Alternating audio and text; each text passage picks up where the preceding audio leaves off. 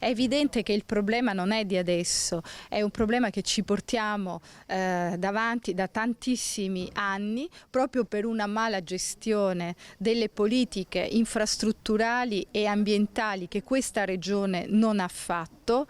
Tanti problemi sul piatto, spiega Daniela Sbrollini, candidata a presidente della Regione Veneto, sostenuta da Italia Viva, PSI, PRI e Civica Veneto. Pensiamo al dissesto idrogeologico, pensiamo a tutta una serie di manutenzioni anche di pulizia dei canali, di tutta una serie di cose, dei fiumi che non sono state fatte da questa regione pur avendo delle competenze specifiche. Ecco, io penso che dopo 25 anni di gestione sempre dello stesso colore politico, Zaia non può dire che non ha responsabilità. Ecco le proposte concrete che arrivano da Daniela Sbrollini. Basta consumo del suolo, bisogna cominciare a parlare di sviluppo sostenibile, di fare manutenzione, di avere cura del nostro territorio così come non è stato fatto finora.